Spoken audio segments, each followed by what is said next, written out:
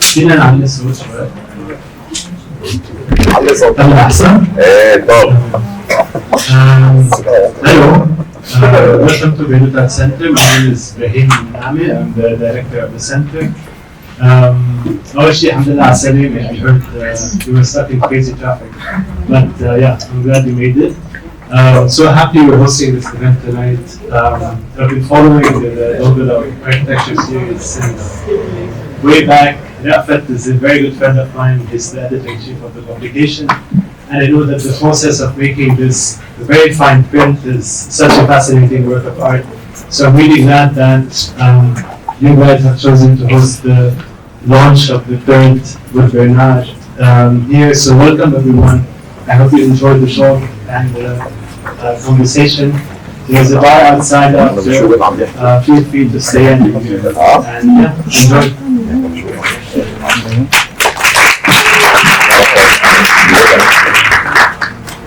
Thank you.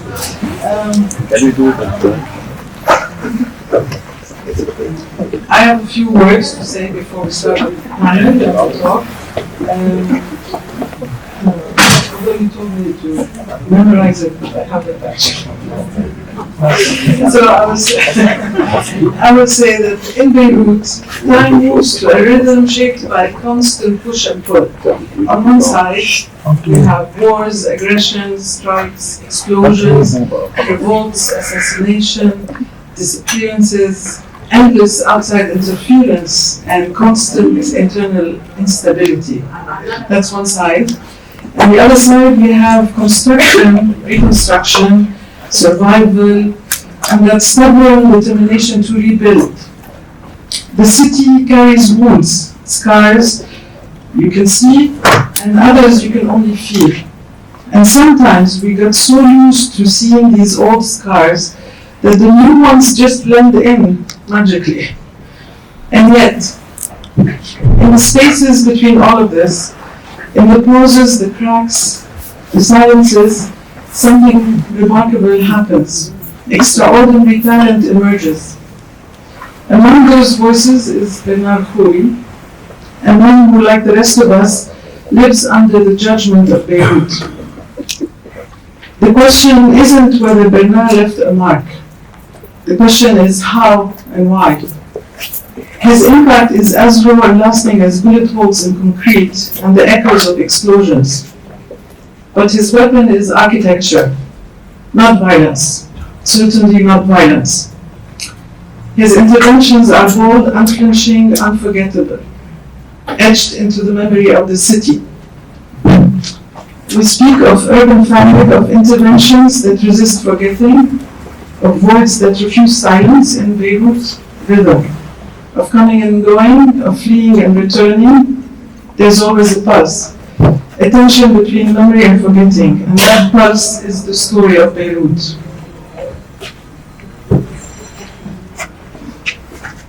There's no single way to heal, not here. Healing is layered, complex and often unspoken. We're told we share nothing. We're told that we are too divided to reconnect. But if we listen quietly to the land, to the city, we find something shared. The need to ask how we move forward from a burning past, and how we build a future still.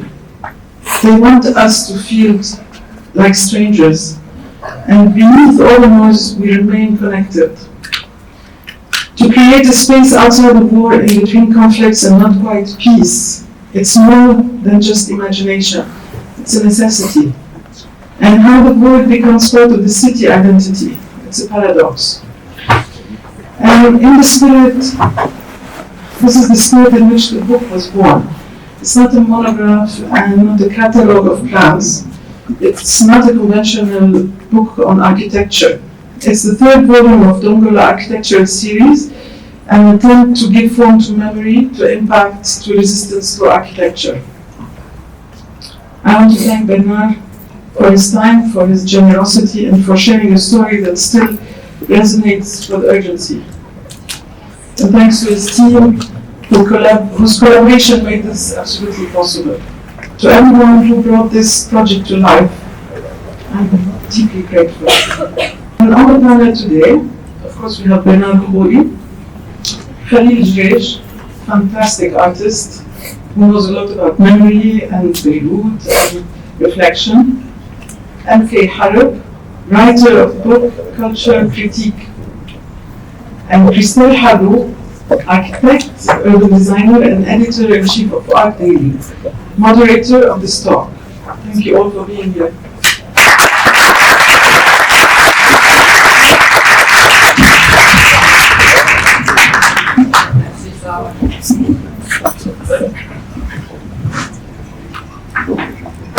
Hi everyone. Not sure what's best to do, but okay, let's go. It's great to see a full house.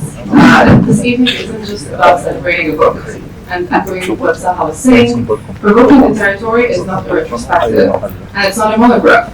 It's a spatial manifesto, a provocation, a rupture, an excavation of Beirut and of Bernard himself. Tonight we're stepping into the territory it unsettles, basically, to trace the provocations and questions it sets in motion across bodies, cities, and memory. So let's dive right into it. Hi Bernard. Your work is layered, unpredictable, and difficult to pin down, obviously, so how did it feel to see it all brought together in a book? What did it mean for you to be captured in a book when your work is so much about resisting capture? Well, I let myself go. I just navigated forward the flow. So I really owe this book to the team who was behind it. They were telling me they had tens of hours of forever of recordings, so they just sat with me and listened to my stories and me drifting sometimes. I was very worried about how they could make sense of all of that, because they would ask me a question and then obviously deviate. But so I let them do it. I saw the product finished. I had nothing to do with it. It just made sense of all the contradictions I put on the table. But it's very different than producing a book yourself. Definitely.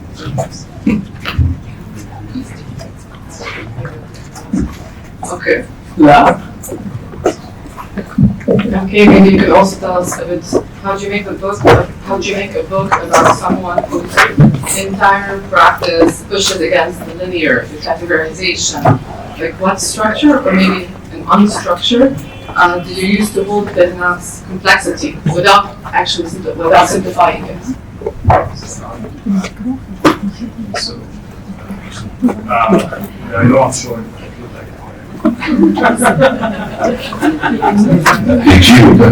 I'm not.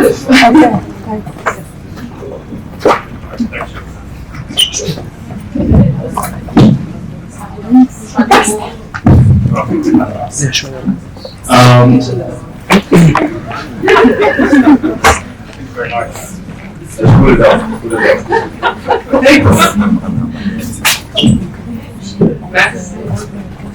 And cover yours while you speak. So it was actually, first thank you everyone for coming. It was exactly because it was not linear that I was interested in the book. I do have a bit of history with Bernard because in 2017 I was doing my master's thesis, and after multiple follow-ups with his office I was finally drafting an interview. And it began with this very provocative line, oh, you're coming from academia is full of shit, it's very narrow, which I agree with. So there was that history where I knew I was going to be talking to someone who was unconventional. There's a line in the book that I think answers a bit of what you're talking about, which is it's a quote from Bernard where he says, I'm not a paper architect. And it was exactly why I was interested in this, because it wasn't going to be, I'm going to be looking at floor, ceiling, tiles, measurements only. A lot of that material aspect happened in the materiality chapter, but it was going to be about storytelling. So every chapter started with a story of Bernard's life, either his relationship to Beirut, his time at Libya's Woods, his journey from the US back to Lebanon, his relationship to the concept of post-war. There was never, like, hopefully with a lot of you, I saw a lot of you bought the book, when you read it, there's never going to be like a typical chronology, even with the captions, the way they're inlaid. It takes you through the journey and the mind of an architect, he's thinking about a lot of constellations of urbanism, the collapse of Beirut, the role of private versus public architecture, the role of critique of architecture comes out a lot indirectly. So when I knew I was going to be working on a book that isn't going just to be like an architecture review or architectural history or traditional memoir, I got really excited. Of course, it was challenging, as Bernard says. We went into a lot of enjoyable segues. It was mostly on Zoom, late at night, which was kind of immersive in a way. But a lot of those segues actually ended up coming out in the book in splinters instead of seeing them as like point A to point B, which I think makes sense because in our conversation, Bernard resisted the idea of the media architect. So when you read Dusty, you realize it's not about like the mythology of one persona, like how this happened, this architect went to this school and became famous, or this architect did this project and became famous. It's about things coming together, things kind of collapsing. I mean, one thing that I always liked about Bernard's website is it says when a project is ongoing, on hold, aborted, a lot of these definitions, and we try to bring it into the book in a sense to show there's never like one final product or one final vision. So it's, in a way, it's very anti-linear. And you mentioned storytelling, and that's how I started this conversation. So let's talk about the narrative thread that runs through this book and Behnam's work. The idea of architecture as fiction and Beirut not as a backdrop, but as the protagonist. Behnam, you treat architecture as storytelling. Beirut is not a backdrop in your work, it's the main character. What are you trying to say about Beirut through your buildings, and what story does the city force you to tell? I don't think I can say something about Beirut. I don't think I can summarize in any coherent sentence. Beirut. In fact, I've given up on trying to depict any sort of conceptual definition of the contexts. When I say contexts, not context, I often say that I'm very proud to contradict myself sometimes in one street corner to the other, and it did happen on programs that may seem similar, and sometimes simultaneously without an inch of cynicism, because I can be obsessively contextual. Obsessively contextual is really the situation. Every single situation brings with it very, very specific conditions. It may lead you to an understanding of the context that can contradict what you might be saying literally 2 streets away at the same time. And I think that's my story with Beirut. I don't think I've tried to depict any. I don't think I'm after one coherent conceptual identity. I'm at war with that, in fact. I'm at war with these oversimplifications of our territory. So yes, sometimes the actors are not necessarily what we look at as context when we talk about what context is in our academic upbringing. It's I think dangerously simplistic. It's not the city that you may be able to portray in definitions. And I think the more obsessively contextual you can be, I think the more you have a chance of at what I still want to call invention. I'm still romantic. I still believe that one can invent something, as long as it's extremely specific, obsessively specific. Khalil, maybe you can also tell us a bit about that. Your first collaboration with Behnam was in 1991, if I'm not mistaken. How has your understanding of the relationship that Behnam has with Beirut, how did it evolve over time? What has stayed consistent in your opinion, and what has shifted? And it sounds like how he engages with the city. To be honest, and referring to what he was saying now, it was not a discussion about the city as a whole or something like this. It was more about our possibility of living in that moment, in that place. So what you are referring is to his project project in Harvard. I think it was his last project, Evolving Scars, which was a very interesting proposition where building knowledge, building data was in the same time a process of destruction. And in fact, this is exactly what we were living at that time. So it had a direct influence and emulation in one of our first feature film, which is called Around the Pink House, in Beit Zahir, where it had affected the storytelling of the film. So this is, it was not the starting point of our conversation, because our conversation started on other bases, and we had several fellows here that were witnessing our conversation. It was on other subjects, but since that moment, we had a kind of concern in our relation, or how we can believe in our presence in that place, how we can recognize ourselves in a specific situation. It was never the city by itself, but situation and context. In time? Time, it was difficult because we are now all friends. In time, it is changing. And the reasons are changing also. It is a recreation, a regeneration at several steps. And a kind of re-encounter at several moments where we are not using the same medium at all. We are not discussing in terms of strategy and linear evolution, but we re-encounter ourselves, and this is a very pleasant relation that creates emulation in different medium. So it's a very long relationship between you. Let's move from the narrative to the physical, the building. It's always very nice to me. I know, I'm sure I'm surprised. Sometimes viciously critical. Maybe now you can get critical Khalil, because we want to talk about public, private, and territory. So from narrative to the physical to the buildings themselves, and let's ask what it means to build privately, yet speak about public memory. And now, you said you built in the meantime on private plots without public commissions, let's say, at least here in Lebanon. You seem to construct meaning on an unstable and contested grounds.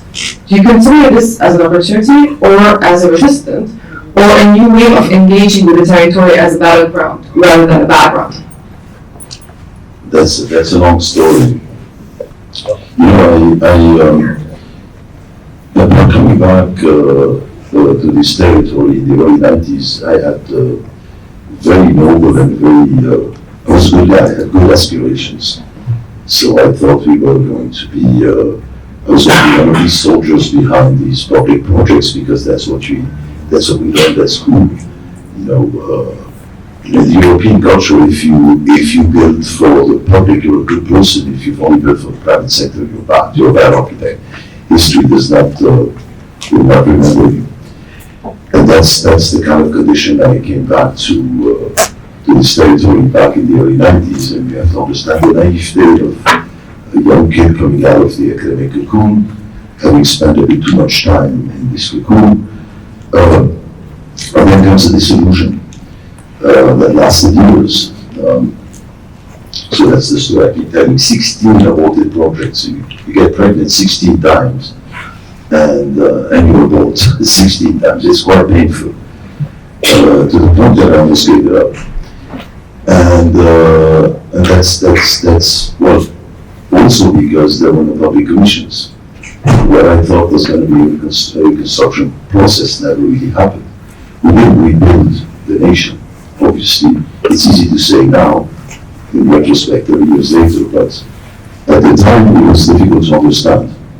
So it took a few years for me to be recuperated by, well, maybe not a very glorious recuperation, but I started looking at the very bottom of the industry, so to speak, and I was recuperated by the entertainment industry, something that is futile, that should not carry any political weight, that is not accountable politically, and temporary buildings. No one entrusted me to build permanent structures. I was commissioned the temporary structures that had an expiry date. written to them before I started designing them. Now, it's very, very odd for an architect because you're trained. We're probably the last practice that is still stuck in the Stone Age. We have a very different relationship with temporality and other mediums in other creative fields. So I am given projects that have a lifespan that vary between 5 to 9 years. And those were the first 6 projects I ever built. Very, very strange. So Can you name them, the projects? yeah, the first project I ever built was a nightclub. The second one was also a project, which spoiled me really. That's another story. The second one was Central, which was also a temporary project. The third one was Joreige. The fourth one was a bank pavilion in Stura. That's another chapter, a very complex relationship with banks. So I lived that also, the whole chapter with banks. So I had my piece of the pie and my share of responsibility, and a lot of people look at me as some kind of anyway. So there was a bank pavilion, there was another entertainment destination to someone who became much later an art collector from 27 that they've completely disfigured the project was called the Black Box, for those who remember that. People. Yeah, and then another bank pavilion again, so it also but anyway, we had 6 projects that had an expiry date, temporary projects. And in the beginning I felt kind of bad because it's very weird to design buildings knowing that you're going to bulldoze them while you're still alive. We're trained to build in permanence. Architects build structures and they're supposed to stay after we're 6 feet under. It wasn't my case. It took me some time to realize and understand that was quite interesting because it liberated me on 2 fronts. First of all, because they were not projects that were public commissions to begin with, so they didn't come with a load of accountability. When you build a library or a museum, but there's a serious weight of the responsibility of the institutional projects. So basically where you stand in your limits in terms of your posture and what you is extremely limited. You can be an excellent architect, but that's the end of it. Forget trying to take positions that are not within certain reasonable limits, because there's an institution. There's weight, there is a responsibility. I didn't have that. I was building futile nightclubs, places of debauchery. So there's that. And there's another relationship, there's another very interesting relationship with temporality. My buildings didn't have to worry about surviving the test of time. I was in the here and now, in the present. Unlike my colleagues in Europe, who it's a serious responsibility to design a building that's going to be there 20, 30, 40, 50 years. Particularly today in our culture, extremely, I'd say in nice words, a spontaneous culture.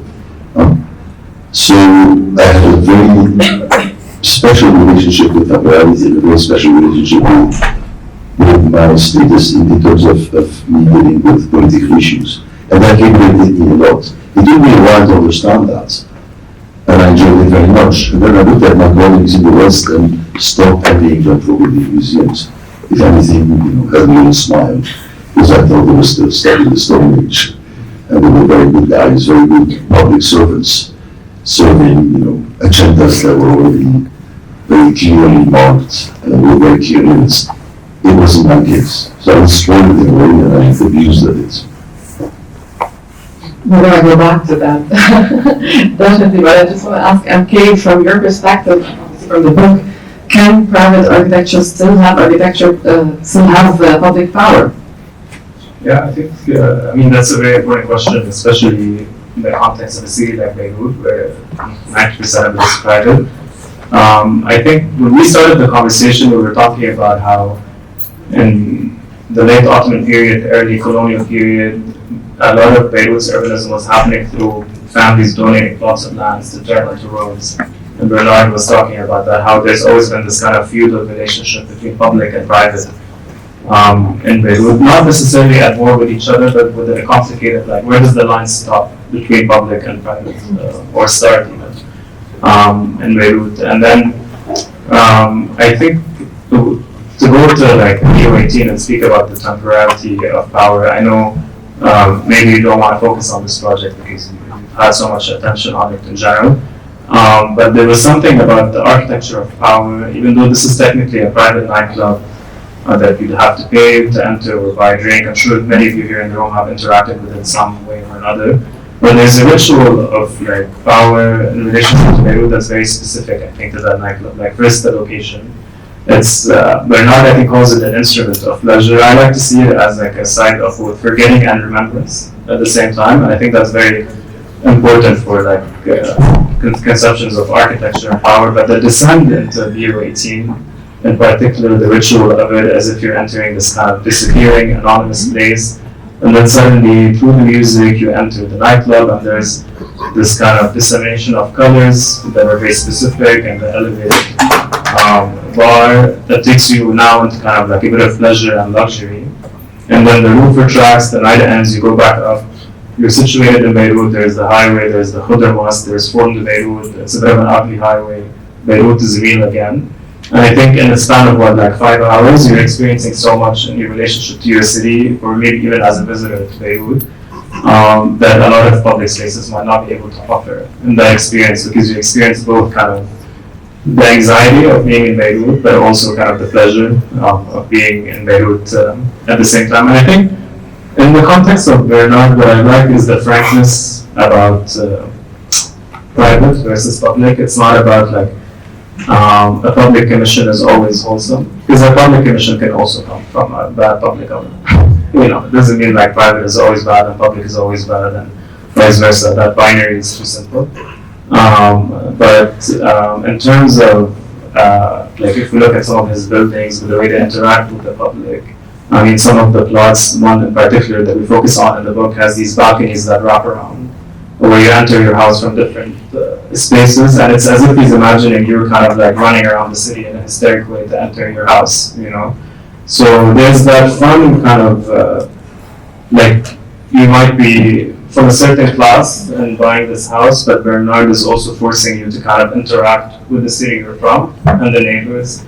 And one last thing I'll add is that even though a lot of these buildings, the residential ones in particular, of course, ended up being luxurious buildings and high-end, but it was never a pastiche of like, let's forget the war, do terrazzo tiles and arches and everything is nostalgic and perfect. It was always like very specific form of architecture that reminds you that we're in a certain place that underwent through a lot, that I think a lot of public monuments here still haven't been able to deliver in that way. Would you add something about this? Any kind of construction will have effect in the city and effect. What Bernard was saying, there's an evolution in his work. At the beginning, he was saying, by working on temporary places and not on the foncier, was also taking more risk because there was less, I would say, weight he used. This is the words he was using. It's like a one-night stand instead of a wedding, at least with the persons that were involved. So part of his job was also to convince a different real estate developer about the possibility of creating something like this. And this is also part of his, what he considered his job, is to create the condition with different real estate developer to propose different narrative at the same time. You want to make a nightclub? Yes, but let's do it with several layers. And from the beginning, there was the presence of several scenarios. By working on smaller scale in space and in time, was giving him the possibility of inventing new ways to make. So this is part of the mythology at the beginning. But I think that today Bernard will be able to work on long-term things. Because since you mentioned the nightclub architect, I wanted to get to that later, but I feel like we should do that now. So there's a strange irony between this performance.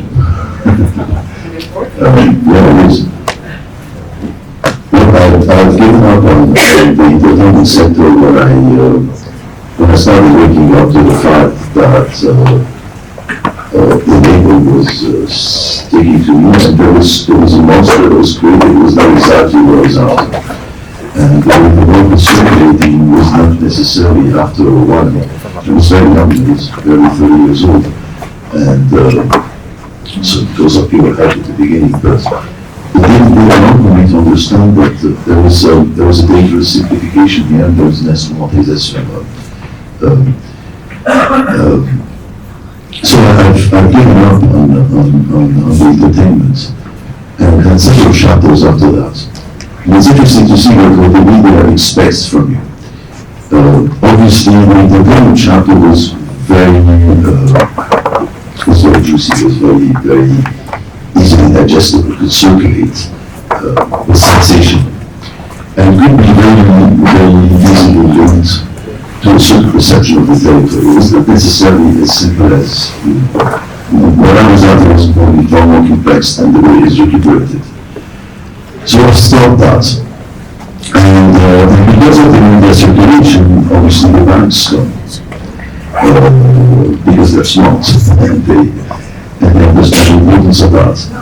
And then the developers followed, and I was very fortunate to collaborate with many of the developers who are my generation, who were young at the time, and we were willing to experiment. But I often said that what precedes the act, for me, is far more important than the act itself. There's the negotiation before the project. There's the building of the situation. And that to me is extremely important. And I think what I've done fairly well is in that chapter. Because I've had very people I've worked with them, but at the outset you didn't think that the idea was nice. And they turned out to be I was extremely lucky to cross these people. I owe my clients a lot. In fact, my first book is called Global Heroes, and it's 15 portraits. It is the story of my life through these 15 encounters, without whom the world would have been possible. They were very central. They were context in many ways.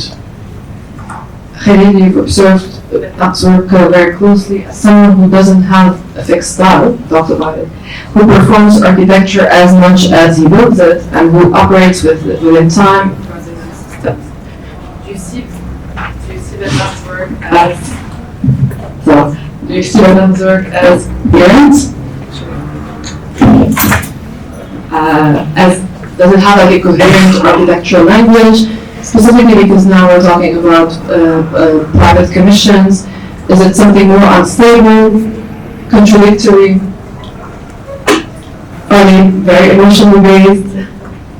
The problem, we had a previous conversation where we developed some of these ideas, so sometimes we want not to repeat ourselves. So I was saying that I consider that Bernard has no style, which is something. No, it's a very good thing not to have style, meaning he's not into trying to repeat himself or trying to take a posture about certain forms, or he's interested in situation, and because the situation, each one is different, he will recreate, or the word he would like to use, reinvent certain condition and certain not emotion, but production of meanings. So of course it can be in the same buildings that will be affected by a huge event like August 4, where he will have to, instead of rebuilding it like with all the critics that we had about Solidaire, he will have to reinvent way of healing and restoration. This is what we are talking about, this Skyline project, which is actually something that is not only about architecture, it is about the production of meaning. For me, it's much more important, and this is where we can encounter. I don't care about architecture or cinema or art. I care about the production and the sharing of meaning at a certain moment. So for me, the misunderstanding is when you had a huge success at the beginning, you are always reduced to a London. to the Betty Smith dancing on homes or whatever it is. And even if you try to shift the gaze on your practice, the simplification will always take you back. Whatever you do, even you don't see things. It's like when somebody was very fat and he took a huge diet and you still see him fat. A metaphor. Speaking of August 4th, Bernard, the title of our book, Provoking the Territory, suggests that architecture is not just sited in territory, but that it agitates, interrupts, and it irritates it. So your refusal to create a monument to August 4th, and your insistence to let buildings bear their scars, just like the book you were just mentioning, feels kind of a provocation aimed at the very idea of closure, let's say, of trauma. You seem to propose an architecture that keeps the trauma visible rather than resolve it or memorialize it. What does it mean to provoke the territory, not through a building, but through refusing to forget, through an open wound? Is it resistance? Is it a way of survival? Well, I think that's a making reference to this project, which again would be probably the last condition where you would expect issues of memory to be dealt with. It is a developer's project where you have about 100 co-owners. Yes, it is populated by bourgeois families. It is a private development, a residential private development. So after the blast, there was not much left of this building except the concrete. And it's interesting because we were right at the beginning of the financial crisis. Insurances weren't paying, and people were leaving this building. We needed to get back. Because it was a developer's project, I was, let's say, certain methods of construction were imposed on me. At a certain scale, there's a limit to what you can experiment with in terms of methods and materials. Things have to be, you have to be able to calculate them. They have to be off-the-shelf solutions. So the cladding, basically, I'm responsible for all the common areas, the facades, and so on. The cladding I had chosen at the time was imported. Recording in progress. To rehabilitate it. So I'm being extremely pragmatic. Wherever possible at the time, using the same methods and materials. So to start with, I was extremely pragmatic. I started by saying we're going to try to work on a solution that will be based on the transformation, the global transformation of material. If you take the initial cladding material on the facade, maybe over 80% of its cost is its transformation and its shaping. And the raw material itself is a fraction of the cost. So I looked at something I could literally that would be transformed from raw, and then would give me the ability to, the humans, if anything, of the artisan skills that were very accessible at the time because of the crisis, and that could reactivate these artisans. So, but we started literally like a medical, what a medical doctor would do. We did a very thorough survey, obsessive survey that lasted over a couple of months, 2-3 months, panel per panel, counting the number of vertexes on every panel, and drawing these vertexes and connecting them together. And it turned out to be incredibly complex geometry that in fact reflects exactly as scientifically as possible geometrically the impact of the blast on that building, which is the first tower facing the hangars that blew up. So probably the most, one of the most damaged buildings in Beirut from that blast. So what you see here is the connection of these vertexes. It is as scientific as possible with our relatively humble means. We need of assessing that. Literally that you would scan a body after an accident. And I looked at that, and then we converted these into excluded the minimum funds that were excluded and see them locally. But then there's a lot of manual work in the cuts and their assemblage because it's an extremely complex geometry. When we looked at this first, we were aware that it cost a lot. It turned out that it cost less than 70% of its rehabilitation in those allowed methods and materials which were the imports, what we did blindly before the crisis because we had currency. So we drew this, and then the drawings are incredibly complex, but I think it was just the mathematics, the geometry. And then we presented it to the co-owners. Then comes the other chapter, which is extremely complex. Because in the beginning, as much as everybody was very happy and was involved in the design of this and taking this building under my still in the trade, all the co-owners started to understand that the scars are going to be marked forever.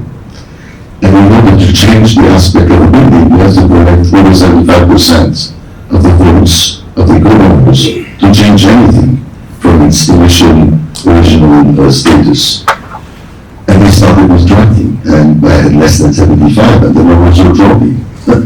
So I spent more time sitting down and doing literally therapy sessions with the people who live in this building, trying to sugarcoat my words by calling it the plot building, calling it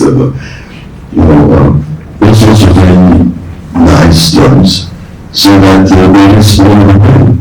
This was something they didn't want to remember.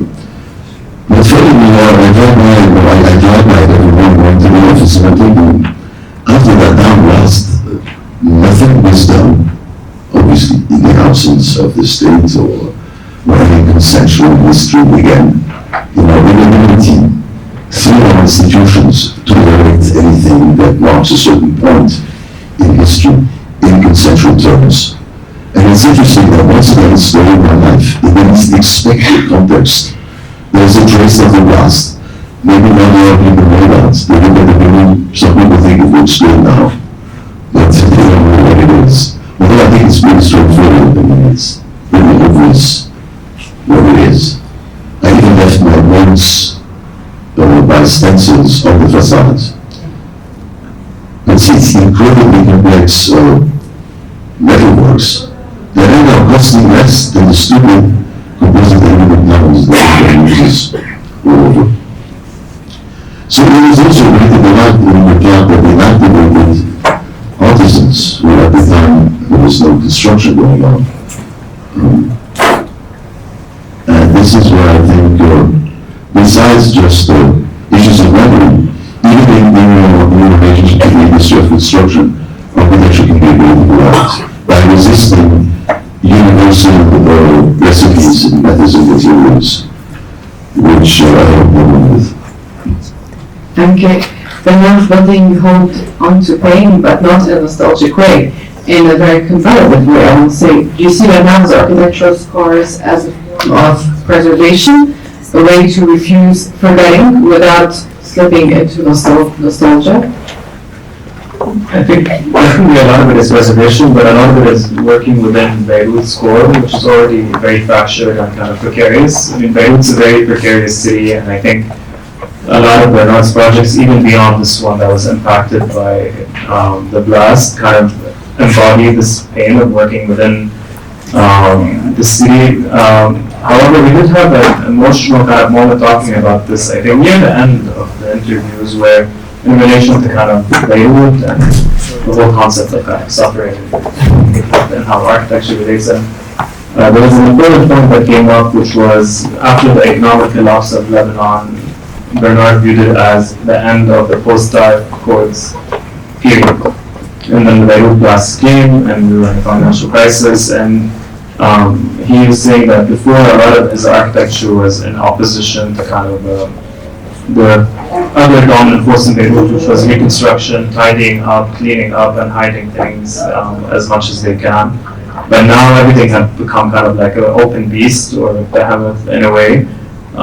So where do we go from there in particular? So this project is very particular to building within the pains of the Beirut port explosion, but also the scars of the Beirut port explosion. But moving forward after that, what does it mean to like build in Beirut, within Beirut, and from it, I think we left it as a bit of an open-ended question that way in the book. And Khalil, how do you read Bernard's position specifically on this book after, building? Is it resistance? I remember the first days after the blast, we were saying, what can we do after that? It was, because the story also of our life started at that place, what we do after the different wars, talking about the civil war at that time, what was the right position. So it was like impossible, the rehabilitation, the renovation, the usual ones that were there. So how can you have the pertinent and relevant position on that? So this is also, he was talking about the negotiation with each owner of each fragment. It is part of a process that is incredibly how you are recreating the condition and transforming the reality. So there's a performative relation in Bernard architecture where he's trying to, by the negotiation and the real, to transform this facility and this condition. And this is one of the main interests that I can have in Bernard architecture, is that there is an effect not just on the way that people will behave, but in the way that they will behave in time and in space. It was in the, of course, in Malay, but also in the way that he tried to, for example, deconstruct certain residential building where the common places, stairs were always high in the middle, the window where he will try to put it as common places. Because the architecture is to deal with the common. Mostly, but there is something against the common. It's an alternative. It's this relation to the common, not public, but common, where we have to build sharing moment and sharing positions. I like this idea of negotiation. It's not just with clients, it's with the building itself, with the street, with people. So I think, yeah. So we're talking about scars. If a scar is a provocation left on the city, then a void is perhaps maybe a spatial counterpoint, or maybe also the absence is kind of louder gesture. In Provoking the Territory, Bernard doesn't only leave traces, but he also leaves absence. And one of the most radical proposals in the book is not a building, but the refusal to build altogether. And I was an intern during that time at Bernard when this proposal happened. So you had Walid Bernard proposed a museum that doesn't exist. A literal hole in the ground, a space for waiting, for unlearning, for not building. So in a city obsessed with rebuilding, what are we really waiting in this space? And is this refusal still considered architecture now, or a kind of an anti-architecture?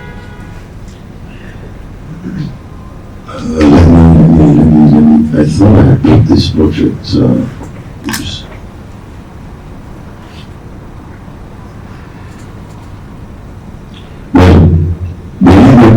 Speech about this project, and I'll give you another speech about this project, a much more pragmatic. You wrote a text, right, at the time? Well, no, I didn't write the text.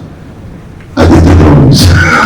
But, no, I mean, it's interesting because it's a competition I refused to enter initially.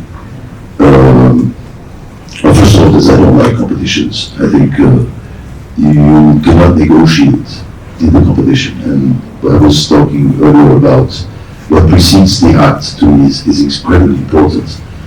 In the competition, there's absolutely no negotiation whatsoever. So you take a program, and it is incredibly thorough and clear, and you cannot deviate from it. Otherwise, you're disqualified.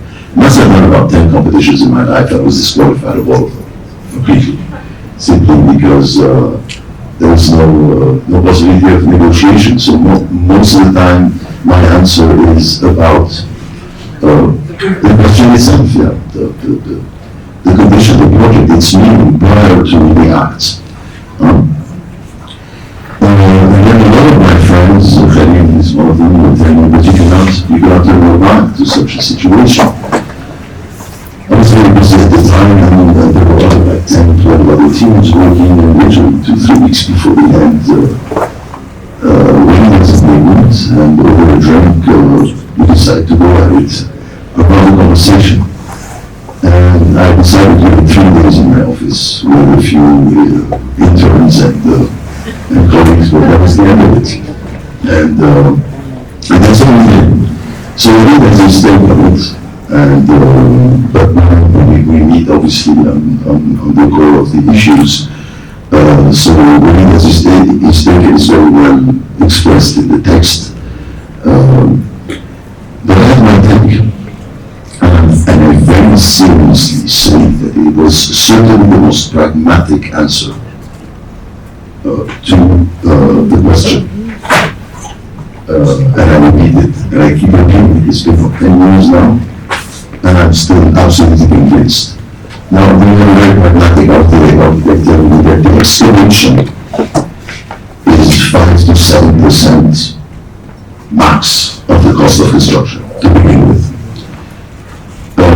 This kind of it stops basically at the act of excavating to begin with. The excavation is usually a 6 to 9 months process, maximum, and it ends, right? So this music could have happened with nothing, or be altogether less than 10% that the budget that this museum will never be able to raise. To begin with, I'm talking very pragmatic terms here. It would have happened in 9 months. And I'm absolutely convinced it would have sent shockwaves across the outworld, because in its logic, when we go back to its text, it is the most contextual museum if you look at our political conditions and our inability to formulate any sort of coherent history. So this very dangerously naive intention of building a museum and importing the Western model into our context is just damn stupid. Stupid. What is this institution to begin with? What is the history that they're formulating? What acquisitions? Let's discuss that to begin with. So, for those who don't know the project, we basically, Khoury has had a very, very long experience and knowledge about who collects what in terms of modern and contemporary arts in Lebanon and in the Arab world, and has done extensive work on that. And the idea is that we would have about 215 collections of private collectors. We gathered collections without any accountability. Again, I come back to this idea of accountability. We haven't talked about accountability when I was a nightclub designer. It's the same story. We go to a museum collector, and we know many of them, some of them are our friends, and they have fabulous collections, but they're not national collections, and they don't bear the responsibility of a national collection or of an institutional collection.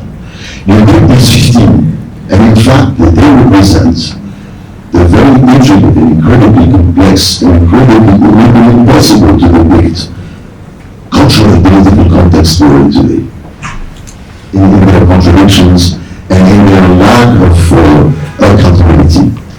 So the idea is that we would dedicate 15 small galleries in the blocks of the grounds in that hall. Can you mention the rest of the project? The project is near the ESG extension. So we were planning to take a very, very deep hole where the site is proposed. And the architect, very, very pragmatic, was thinking that they could install scaffolding around the walls and put construction site elevators and literally scaffolding stairs, and in the holes of the retaining walls, building the number of galleries, 12 or 15, depending on the number of collectors, to be dedicated to each one of these. And the visitors would come down this excavation and visit these holes that would put collections that are not accountable, do not reflect the individual, do not bear the responsibility that the conventional museum does. We are not the youth, we are not the whatever.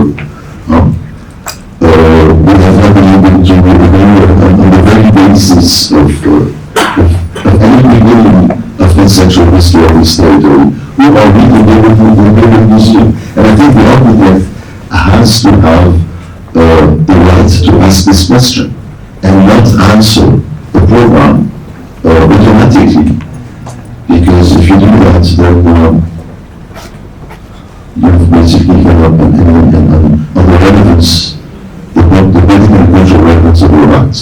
So when it shows that there were tentacles that would go and reach all of these living rooms, and he has this fabulous and wonderful way of telling this story.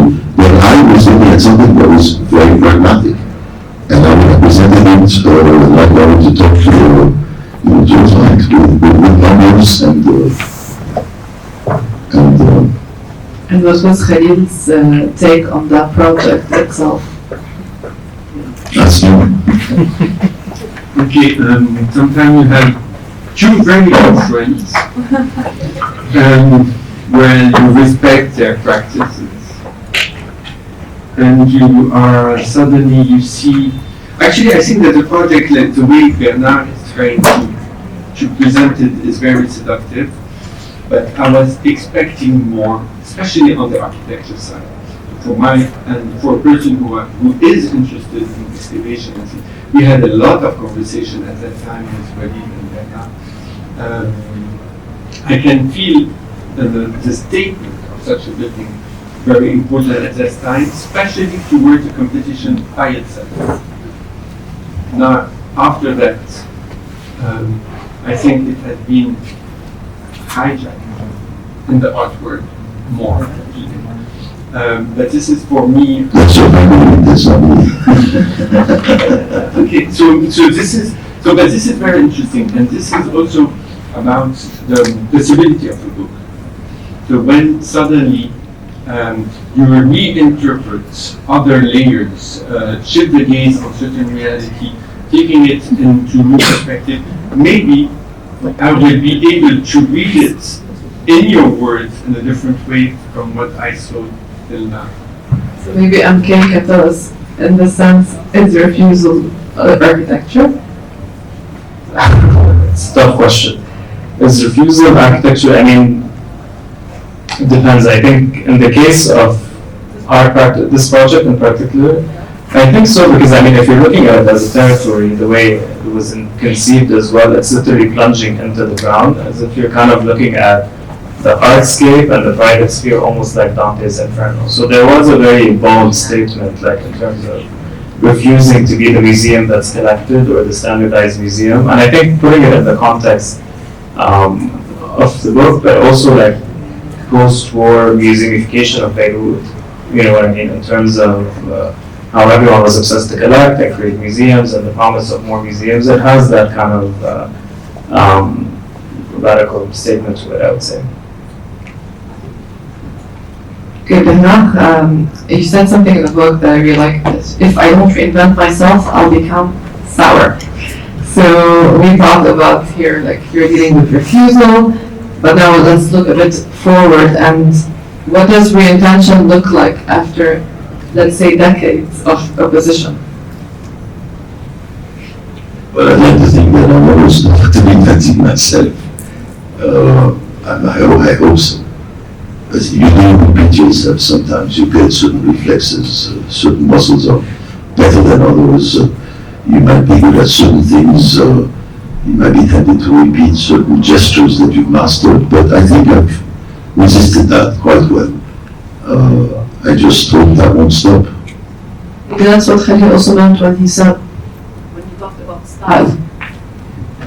Yeah, and then maybe continue to encounter new situations.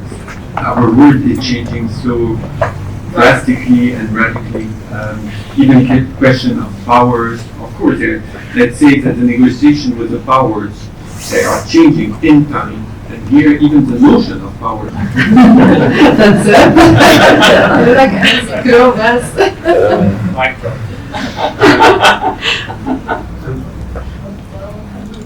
And Bernard, one of the good things is he refused to become cynical. I think this is also some of my my preoccupation about the previous project that we were talking about. By refusing to be cynical is to see again each time the situation and what it creates at a certain moment, and the way that it can procure new meanings. And going back to the book before we end, MK as the one tasked with capturing Bernard's many metamorphoses, how did you address Bernard's constant reinvention across the book? I think that's a really important question because it was, I would say, dealing with multiple identities or multiple personas that were coming out in a really interesting way. There was the architect, there was the artist, there was maybe the poet, especially when we kind of got into the weak egos and the trauma of that and witnessing it. There's also, I would say, I don't know if you would agree, the reinvention in the public sphere when we come to the Senegal Corniche, the Khoury project. It is a very large public commission, and the rhetoric when we entered that conversation was very different than what we were talking about in Beirut. Like there was this kind of beautiful energy about what the project is going to look like, how people interact with public space, and I wasn't really expecting that transition to happen because we had been such a specific flow about Beirut and like certain mode of talking about Beirut that was important. But I would think that it all kind of worked. I mean, I like fiction and I love fiction, and I know Bernard loves storytelling. Khalil's an artist, so there's this kind of synergy of. The book near the end, you'll see there's this part about storytelling and the importance of storytelling towards architecture. And what Bernard calls his clients the players. And then there's the performance of the ritual kind of to secure a project. So if there was a driving force for all of these different projects or these personas was the element of storytelling, which made it easier for me to kind of construct the book in my head in terms of how I wanted to lay it out. And I think it's a nice step back to your original question, which was because there was that storytelling aspect to it, speaking with a very emotive voice and about like crazy scenarios from like temples in Sri Lanka and how he was recreating the sounds in his office. I don't know if you were working there then. And so it helped not see it as kind of, this is the architect I'm writing about and this is his personality and this is how I have to convey it in all the projects. I mean, talk also about the public part. I know, for example, the Tumu projects, and I understand how that is also quite similar to the public interventions in Dakar. So tonight we've read architecture through narratives, scars, refusals, and provocations. This book challenges us to see architecture not as a stable form, but as something raw, unstable, and necessary. It provokes not only the space, but memory and identity, because Bernard doesn't build objects, he constructs situation. And a lot of negotiation I want to have also. The building is never the end, it's the provocation. So thank you for provoking the territory with us. Bernard, MK, Khalil, do you want to add anything? One last note. Sarah, do you want to say something? C'est tout? Well, thank you everyone for being here.